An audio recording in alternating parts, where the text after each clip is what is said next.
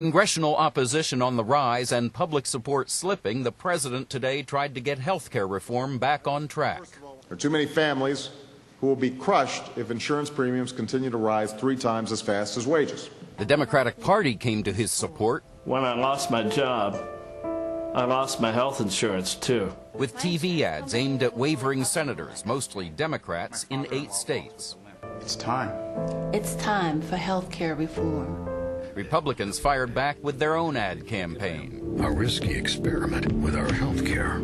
And in some of his harshest comments yet, it's too much, too fast.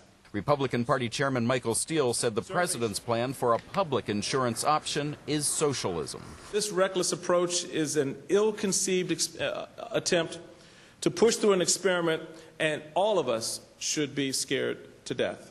In one of the most incendiary comments, Republican Senator Jim DeMint, in a conference call with conservative activists, recently said, "If we're able to stop Obama on this, it will be his Waterloo. It will break him." Today, the president accused DeMint of using the health reform debate for political gain. This isn't about politics. This is about a health care system that is breaking America's families. But it's not just Republicans who are giving the president headaches. We need to slow down. Dozens of conservative House Democrats are threatening to block the bill if it doesn't slash the expected cost of well over $1 trillion. Develop a bill that can really result in the kind of savings that will cause health care to stop growing. Others are resisting the president's goal of passing a bill by early August. Sometimes when you move too quickly, you make mistakes. That, to me, is the big concern. Today, the president said he still wants the House and Senate to meet that August deadline for passing their initial bills, but he gave himself a little bit of wiggle room.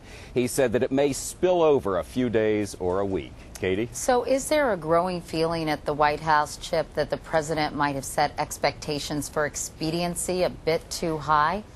Well, you would certainly think so, Katie, with the polls coming down, with the criticism just flowing in from Republicans and even some Democrats really nervous about the bill and this timeline.